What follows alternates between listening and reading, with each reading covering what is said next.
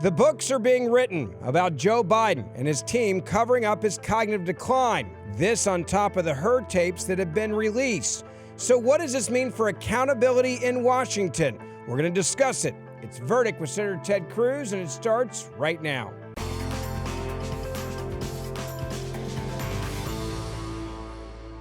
Senator, it's great to be back with you here in studio, and it is a very interesting time with the Joe Biden story and the Hur tapes coming out. The media that said that he was totally fine are now making money off writing books telling us apparently the truth.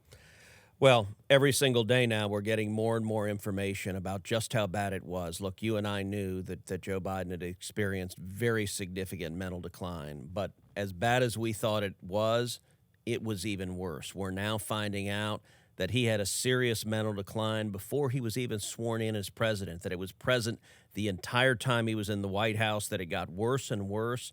And you mentioned the Hur tapes. You and I on this podcast called for those Hur tapes to be released publicly, and the Biden Justice Department, the Democrats stonewalled, and the media had zero interest in what was in those Hur tapes. They didn't want to hear them at all. They were not interested in anything that would contradict their narrative. The contrast between the facts and what Democrats and the corporate media said is night and day. It is a stunning indictment of how much of official Washington conspired to lie to the American people and fundamentally to try to steal an election. We're going to break down all of the details. We're going to walk through what's in the Hur tapes and just how everyone involved, from the vice president to the cabinet to the members of Congress to the media, they all knew, and they were all deliberately lying. Now, let me say this. As you and I sit here, it is 3:17 p.m. on Sunday. Just 10 minutes ago, a story broke. We don't know the full details, but President Biden's office put out a statement that says last week, President Joe Biden was seen for a new finding of a prostate nodule after experiencing increasing urinary symptoms. On Friday, he was diagnosed with prostate cancer, characterized by a Gleason score of 9, grade group 5, with metastasis to the bone. While this represents a more aggressive form of the disease, the cancer appears to be hormone sensitive, which allows for effective management. The president and his family are reviewing treatment options with his physicians. Now, this broke literally minutes ago. We don't know anything else other than that statement. But I will certainly say our prayers are with former President Biden and his family. A diagnosis of cancer is always a frightening thing. As you know, my mother is a 2-time cancer survivor. It is a horrible thing to go through, so we pray that his treatment goes well. Amen. At the same time, President Biden's illness does not erase the deliberate lying by Kamala Harris, by the White House staff, and by the entire corporate media architecture. Plus the cabinet. Plus the Congress. This was a deliberate deception. And by the way, one of the victims, I think, of this deception was Joe Biden. Because as his decline accelerated, the phrase elder abuse has been used to put him in a position where there was very little credible argument he could do the job. I think that was cruel. And all right, here's one of the pieces of facts that has broken, and I'm going to read to you from there's a big article in the Atlantic that breaks down Jake Tapper's new book on Biden's decline, and by the way, the Atlantic is a very left-wing publication. It's astonishing. I'm going to read several portions from this article because it's astonishing what they report. 3 years later, on the presidential campaign trail, Biden's struggles became more obvious to those around him. Tapper and Thompson report that in 2020, so before he becomes president, members of Biden's inner circle gave the candidate a teleprompter with scripted questions for a local news interview. It was an apparent effort to work around his dwindling communicative and cognitive abilities. Aides lamented that even then, quote, they couldn't rely on him to stay on message and he often had a very short attention span. Let's go to the year here. I want to timestamp this so people understand. 2020. This is at the beginning of his presidency. No. He was elected president in 2020. This is before he was president. Before. He's still a candidate. You sound like Joe Biden in the Robert Hur tapes. You can't remember. He was elected in 2020. He was sworn in January of 2021. So he is a candidate for president.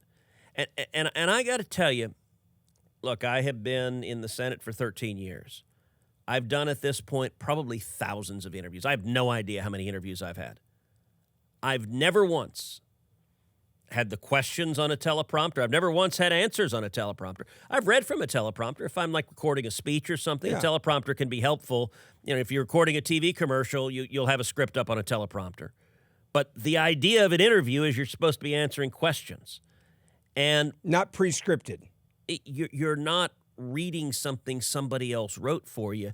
And I got to say, I want you to listen to an interview Bret Baier did where he asked the Biden campaign about this, and it is remarkable.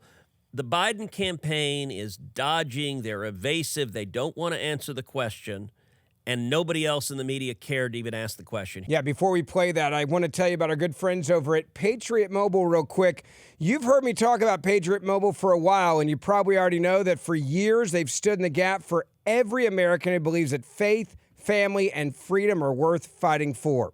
This is that company that takes about 5% of your bill every month, and they actually give it back to organizations that stand for our First and our Second Amendment rights.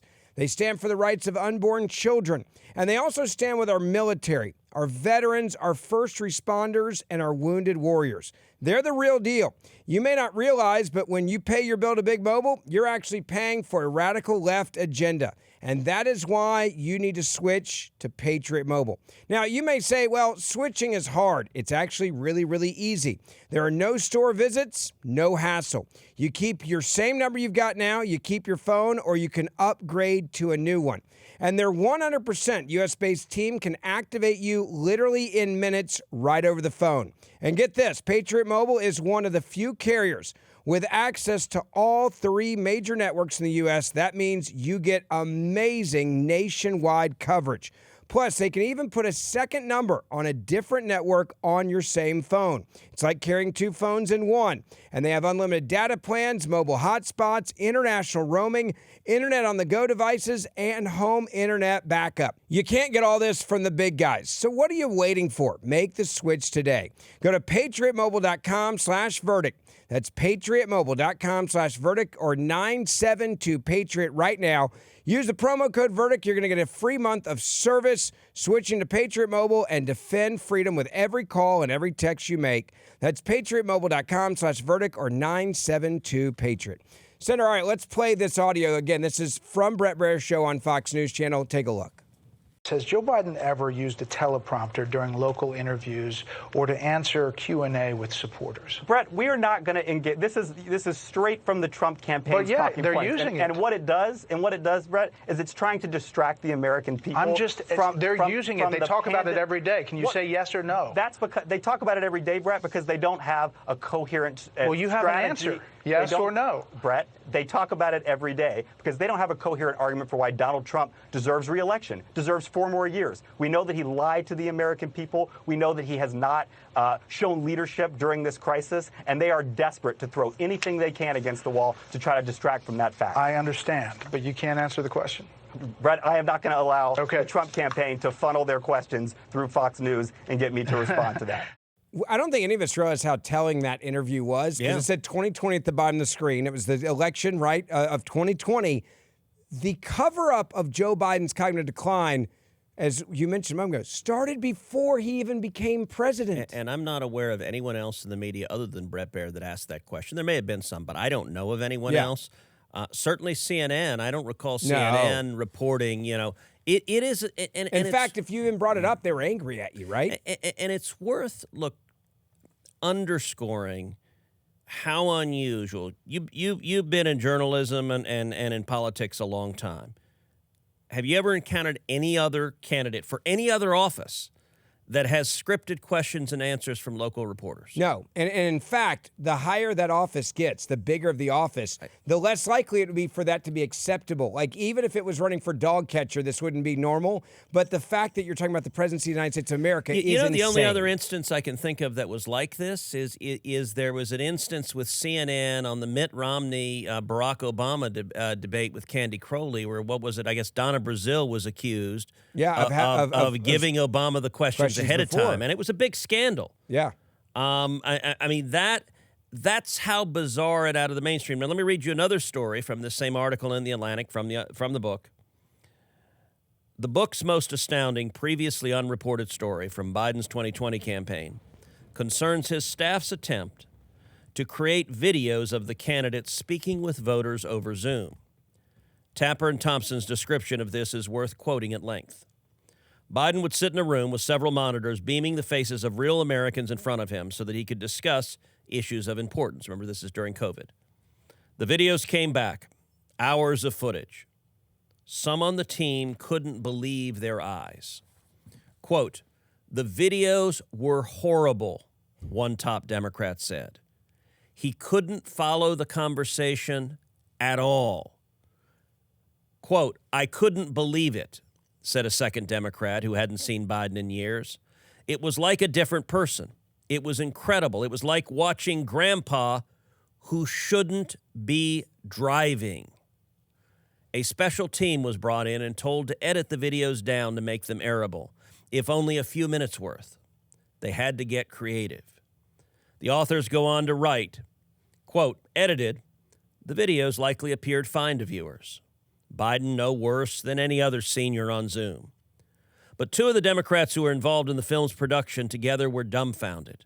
Quote, "I didn't think he could be president," the second Democrat said. After what they'd seen, they couldn't understand how Biden could be capable of doing the job.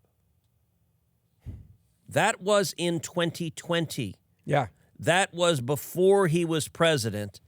And that mental decline, by the way, all the reporters who are saying there's nothing to see here, their sole hope, the glimmer that they're holding on to, is Biden was fine in 2020, 21, 22, 23, and it's just at the very end in 24 he had a decline, so we didn't realize. That's their sole basis, because there are two and only two options.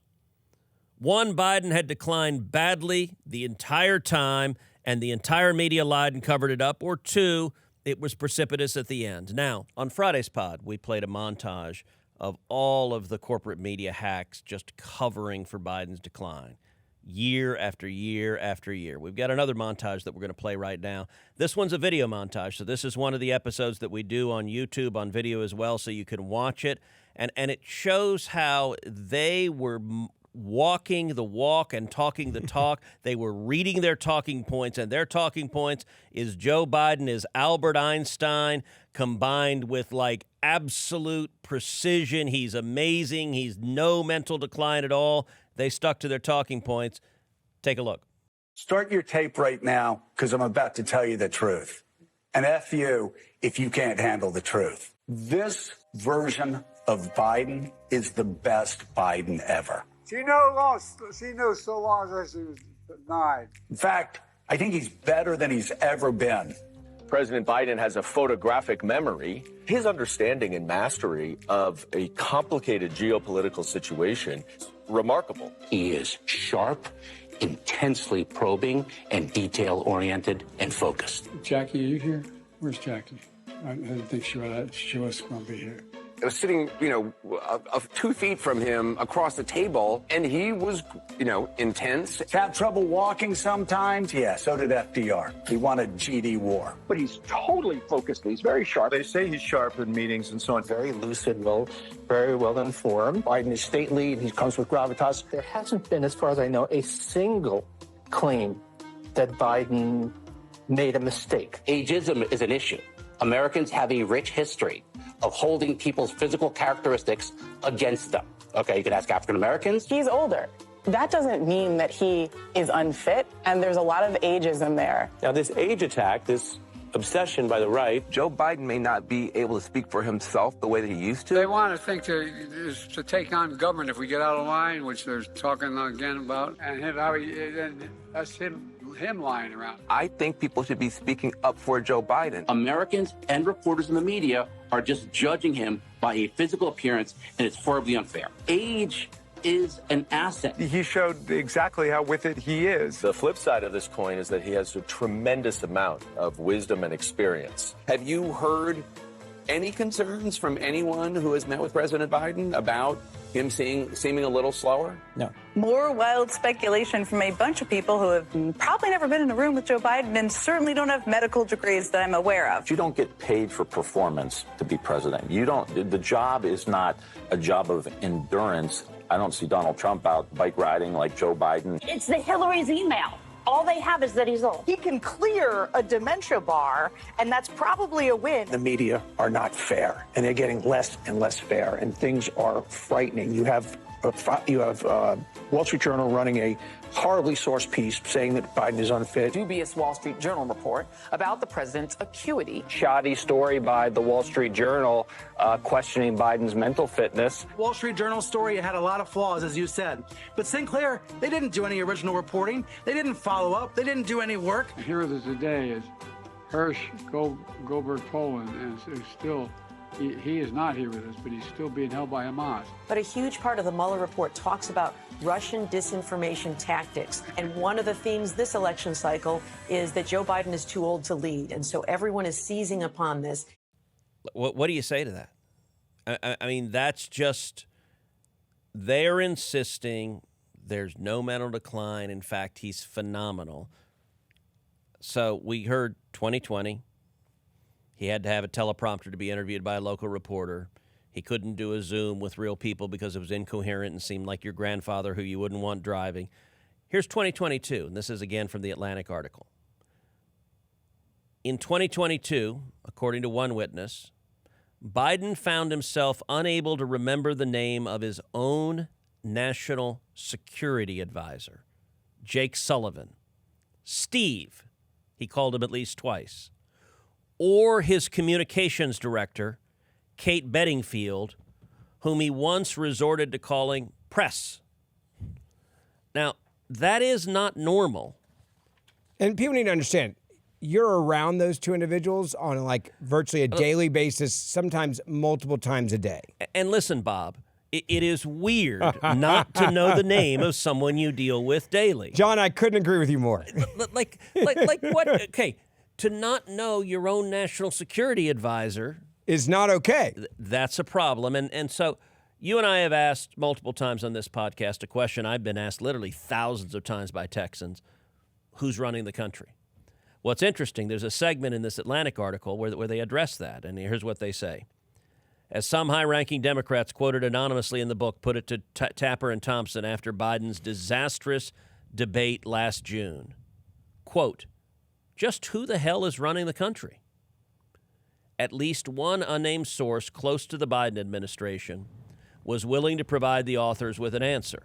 Quote, 5 people were running the country, this insider said, seemingly referring to the president's closest advisors. And Joe Biden was at best a senior member of the board. At best. So he's number 6, and there's 5 ahead of him that were running the country. Now, I want you to listen to this exchange. This is, I actually think, the most stunning part of the book so far. And by the way, let me note, you and I haven't read the book. Yeah. The book hasn't come out. You and I both know Jake Tapper very well. Yeah. Jake Tapper was upset at Friday's podcast, and he disputed our characterization. He said he was not defending Biden. He was not lying to the American people. Wasn't shilling for him. And you know what? Jake texted me and said, hey, I want to come on the pod. I want to set the record straight. And I told him you were welcome to come on the pod. So if Jake wants to come on the pod, he is welcome. He has an open invitation. And we're trying to set it up. And our team is talking to his team and trying to schedule it. Look, unlike a lot of places, when I go on interviews, particularly with the left-wing media, they sandbag you, they attack you, that they are wildly unfair. Look, if Jake comes on, he'll get a fair opportunity. He claims some of the quotes were taken out of context. He'll get every opportunity to give all of the context. Now, he should not expect softballs. Sure. He actually has to address his real record, but if he wants to come on, there are a million listeners to a verdict who would be happy to hear him claim that he was not part of what the rest of the media was doing, which was lying for 4 straight years about Biden's mental decline. I hope that could happen. I would welcome Jake for, as he put it, an adult conversation. I think that would be something Amen. You don't find a lot of times when you turn on the television set. Let's read this segment from the book, and I have to rely on The Atlantic because that's all we have is the excerpts that are out.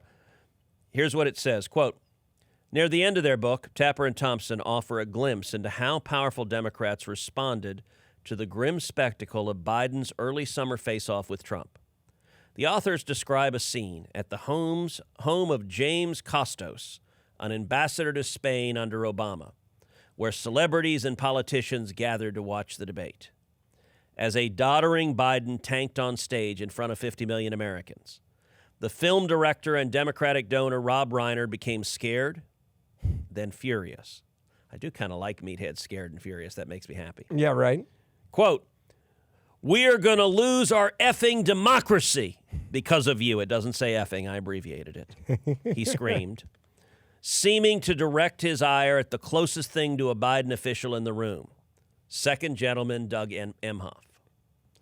What Reiner apparently failed to consider, but what Original Sin prompts readers to ask, is whether American democracy was already meaningfully diminished. This is really important. Listen to what the Atlantic writer says.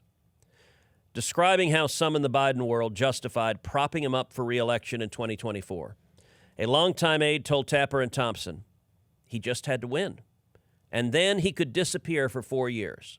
He'd only have to show proof of life every once in a while. In other words, before Biden stepped down from the race, the plan for some aides seemed to be a weekend at Bernie's, a cognitively impaired president in the hopes that upon winning a second term, he could be hidden from the public while unelected staff took care of the real business of governing. Quote, when you vote for somebody, you are voting for the people around them too, the aide offered, as a way of justifying what was, by any reasonable metric, an effort to undermine democracy and defraud the American people.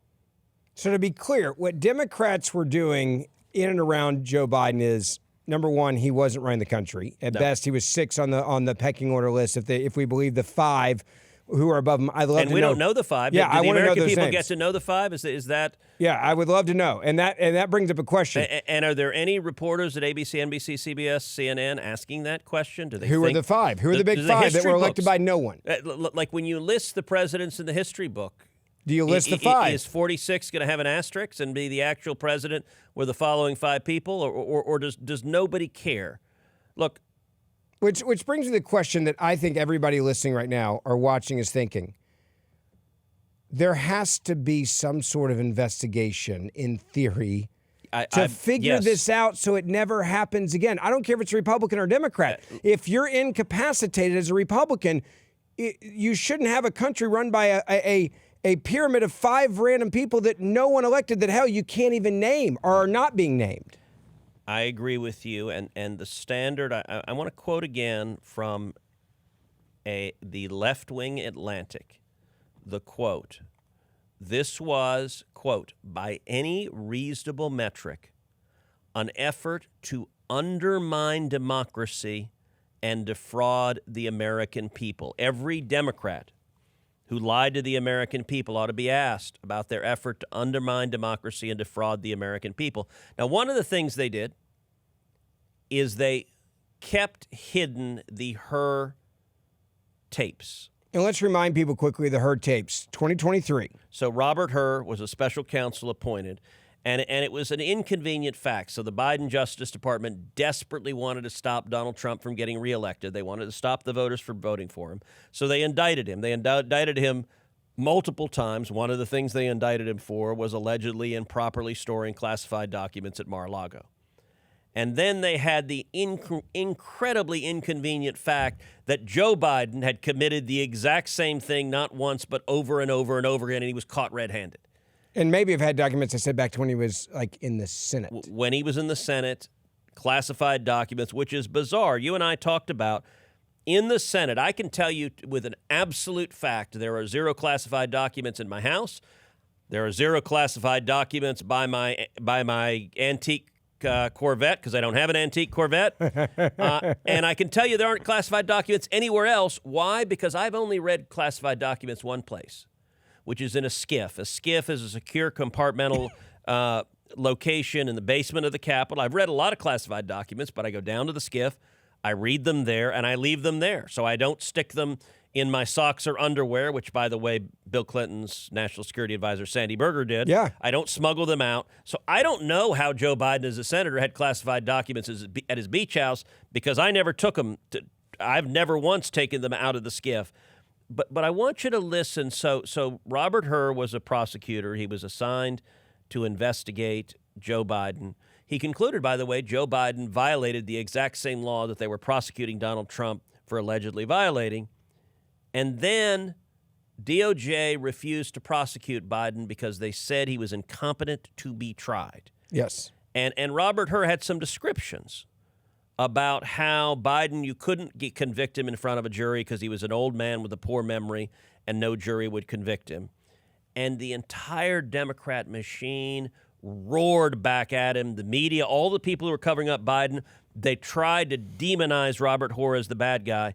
And by the way, you and I on this show called for release the tapes. Yeah, so we could see how bad it was. People here.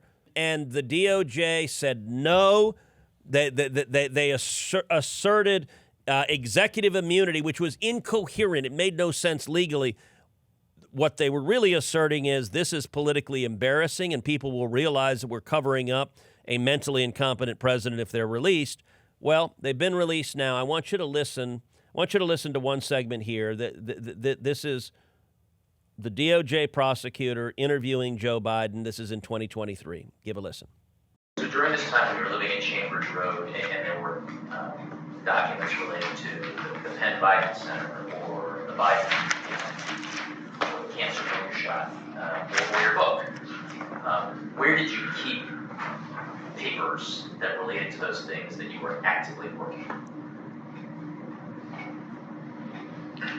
Well, I don't know. This is what, 2017, 18, that area? Yes, sir. Remember, in this time frame, my son is either been deployed or is dying.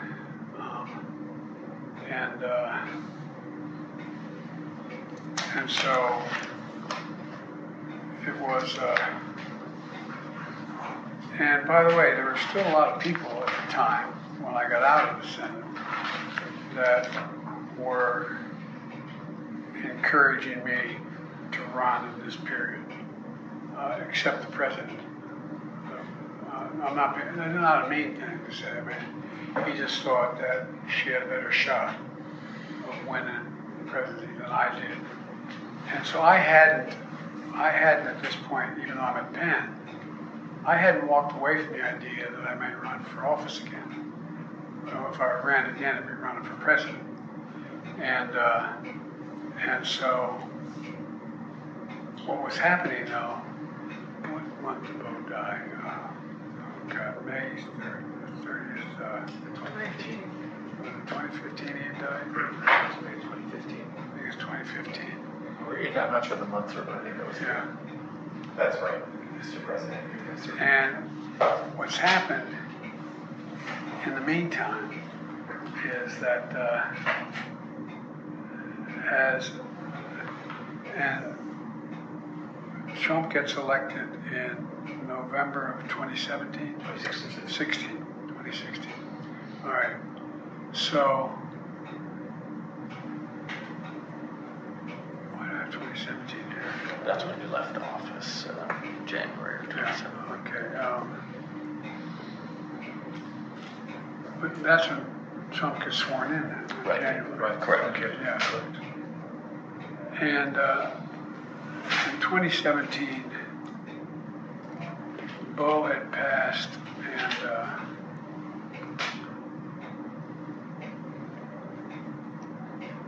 this is personal.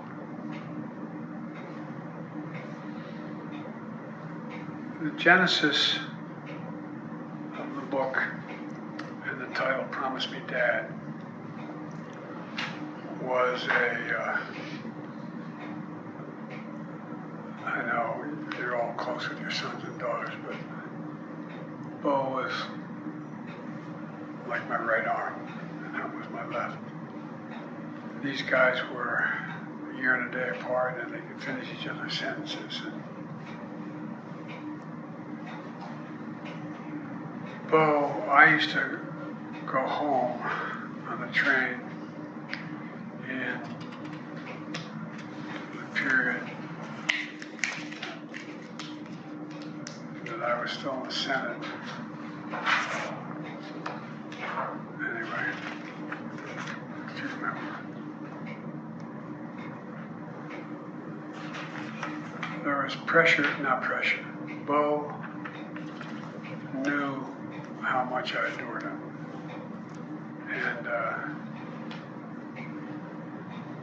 And this sounds, maybe it sounds so, everybody knew how close we were. There was not anybody in the world who wondered whether or not, anyway. And so. Sir, I'm wondering if this is a good time to take a break.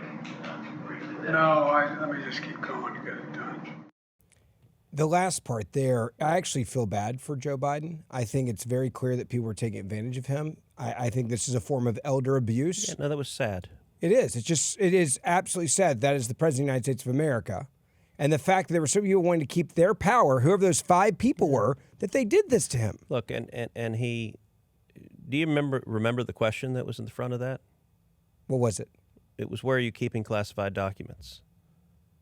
And he went down a 4-minute recollection of losing his son tragically, and there's nothing sadder than a parent bearing a child, and then that's certainly a personal tragedy that Joe Biden has had more than his fair share of. But he was not able to even answer the question. Well, all right. Here's another segment of the Hur tapes. Listen to this next excerpt. This memo, Mr. President, was this something that you consciously kept after your term as Vice President? Is this something that you wanted to hold on to? I don't recall. Did I have this? Was this in my possession, this memo? Yes, to give you some context for this, Mr. President, it was found in the front of this notebook that's on the first page, and the notebook was found in the library at the Lake House in one of the drawers in the cabinet. I don't recall how it got back. I mean, I don't recall how it got back in the book because I sent it to the president. I gave it to the president. And this looks like the original. I don't think maybe there's a copy made of it, but I don't think so. It was faxed, just to give you Oh, okay, that's why. Yeah. All right, now I got it. I wasn't sure whether I handed it to the president. It was faxed to the president, which I had the copy. Right. Okay. You had the original? Yeah, I had the original, and I just put it in the book, and that was it. Okay. Were you aware that you had kept it after your term as Vice President? Did you know that you had it? I don't know that I knew, but it wouldn't something I would have stopped to think about. The reason I ask is it's been written about. Bob Woodward wrote about it in one of his books. Jules Whitcover wrote about it in his biography of you. So that's the reason I asked, is if it was something that you wanted to hang on to because it was going to be the subject of reporting or history. I don't know if it would be subject of reporting, but I wanted to I guess I wanted to hang on to it just for posterity's sake. I mean, this was my position on Afghanistan. I've been of the view, from a historical standpoint, that there are certain points in history, world history, where fundamental things change, usually technology. For example, without Gutenberg's printing press, Europe would be a very different place. Literally a different place, because countries would not have known what was happening in other countries, other parts of the country. Think about a stupid idea, a notion. Nixon probably would have been president where he used to television, where he sweated, I mean sincerely, he was sweating so profusely in that debate. A lot of people thought he won the debate, but he lost the debate because of his demeanor. So there's a lot of things that I think are fundamentally changing how international societies function. And they relate a lot to technology. And one of the things that I was of the view that a lot has changed in terms of everything from the internet to the way in which we communicate with one another, that has fundamentally altered the ability. I've had this discussion with the press. Mr. President, I'm sorry to interrupt. No, I'm sorry. Anyway, that's what I wanted to do. It had nothing to do with Afghanistan. Okay, great. That answers my question. And Mark, just really quickly, I promise it'll be brief. I just really would like to avoid, for the purpose of a clean record, getting into speculative areas. When the president responded and said, I don't recall intending to keep this memo, you then said, well, might you have thought it was important to keep him, whatever? And he said, well, I guess I could have. His recollection, as I understand it, is he does not recall specifically intending to keep this memo after he left the vice presidency. And I want these questions to be as clearly answered and recorded on the transcript as possible. I think we should take a break at this point. If there's one thing that's consistent, they wanted to take a break. And you had the questions coming in such a kind way. Like, this is not what I was expecting. So let me say, legally, that exchange is very important. So this is a classified document on Afghanistan. I don't actually know the precise details of the document, but it's a classified document in Afghanistan that he had in a non-secure location, which is a criminal violation, is the violation they were charging right then. The Biden Justice Department was prosecuting Donald Trump for doing exactly that. And the prosecutor asked him, so did you intend to keep this document? And he's like, I don't know. And immediately his lawyer jumps in. Your answer is you don't know. Now, his lawyer's being a good lawyer there. Yeah. Because this is all about establishing the mens rea, the mental status to be guilty of the crime. But then Biden goes on and says, well, why did you keep it? It's been reported. It's been in this book. It's that book. And he says, well, I kept it for posterity. It was important to have. And his lawyer comes in at the end. He's like, oh, crap. You just admitted that you did this on purpose. And you kept it because you wanted to be able to tell a really good story about Joe Biden, and you wanted to leak classified information to reporters, and you needed the memo to do it. And he admits that, and then his reporter at the end, his lawyer at the end tries to clean that up. That exchange has enormous legal significance. Had DOJ not concluded that the sitting president of the United States was incompetent to stand trial. Let me repeat that sentence because it's an astonishing one. Had DOJ not concluded that the sitting president is incompetent to stand trial, that exchange would have featured prominently in the criminal trial, convicting him of violating that law. You look at now what we're seeing with this Hur tape, and I go back to accountability. There are clearly people that were helping cover this up. They were taking advantage of Joe Biden. I think his family obviously was in on this as well. They wanted the power. Whoever the 5 people are, the question I ask you is, how the hell do we find out who the 5 people are? And what is Congress's role play in this to make sure it never happens again? There should absolutely be congressional hearings. We need an answer. The media ought to do its job and report. I want to play one more excerpt from the Hur tapes. Listen to this final excerpt. Went to Mongolia and great pictures. I unfortunately embarrassed the hell out of the leader of Mongolia there. They were doing what they would do at the time of the invasion of the Mongols into Europe in the 800s. And so we're out in the middle of nowhere, and you're looking up on the hill and you see this tiny line. It's a 20-mile horse race with all these kids under the age of 16 on bareback racing to come down.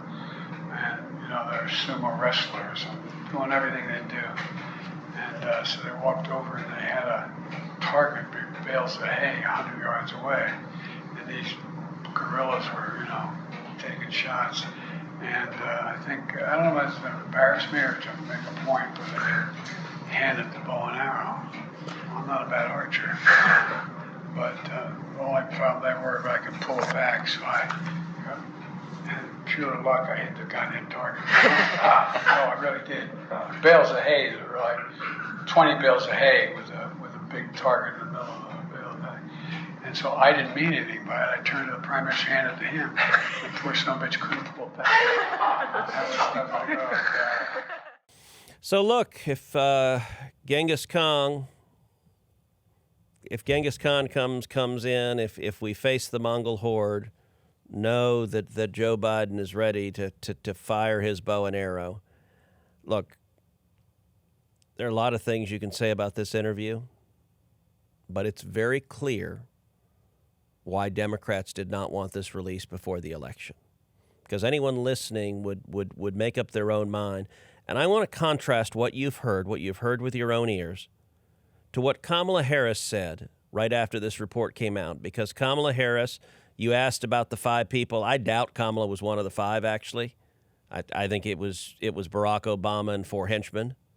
But Kamala was willing to wield a knife and attack the prosecutor that the Biden DOJ had appointed for telling the truth that Biden's mental capacity was severely deteriorated.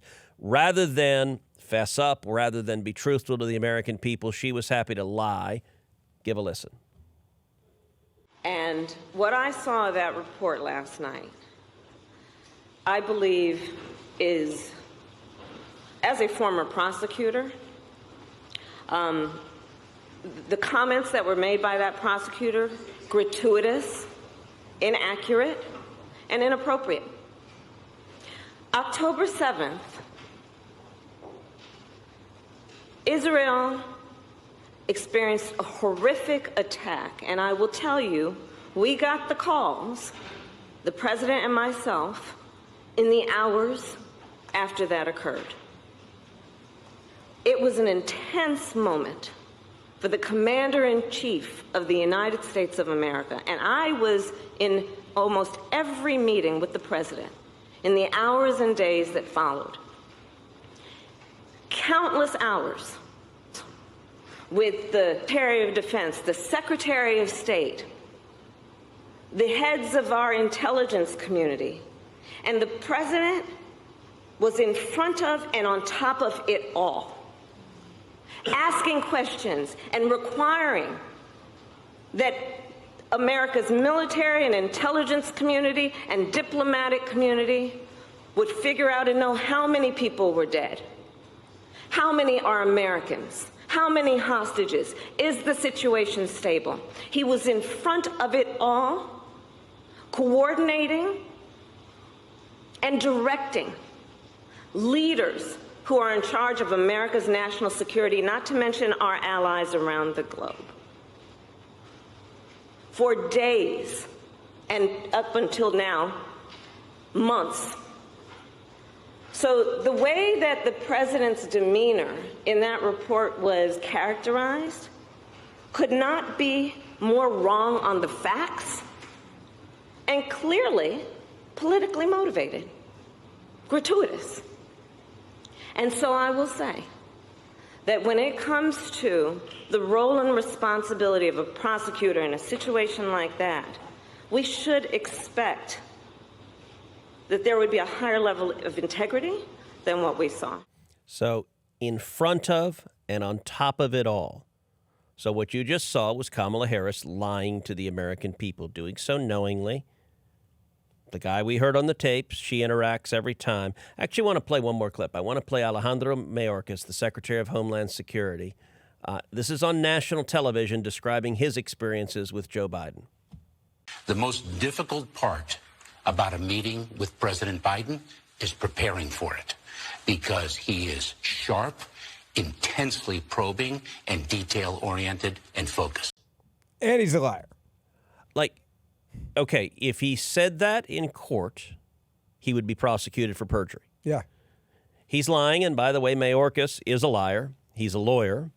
He knows he's lying, and he doesn't care. Kamala Harris is also a lawyer. She's also a liar. She knows she's lying. She doesn't care. Everyone in the media who over and over and over again lied. This was, as you and I had described, we've invoked the analogy Weekend at Bernie's, which is actually, ironically, what Jake Tapper and Alex Thompson invoke. Weekend at Bernie's, for those of y'all who don't remember, is a movie 30 years ago about a guy who dies, and they spend the whole weekend at his place anyway, and they just keep the corpse there to be with them. That's what they effectively wanted to do. They wanted to prop up a president who they knew was mentally incompetent and hide him away. Apparently a group of people decided they didn't want to be president, and they didn't have to run for office either. And there is a contempt for democracy and a contempt for the voters. Every single elected Democrat ought to be asked repeatedly, why did you lie to the American people? And every reporter who was complicit in it ought to be asked repeatedly, why did you lie to the American people? They should not be able to sweep this under the rug because it was for 5 years, it was deliberate, it was consistent, and it was without regard to the consequences for this country. It's incredible. I'll say it again. Make sure you take this podcast and share it with your family and friends. If you're watching this on Facebook or YouTube, hit that subscribe button as well so you don't miss any of these episodes. Share it on your social media pages. And the Senator and I will be back with you on Wednesday morning.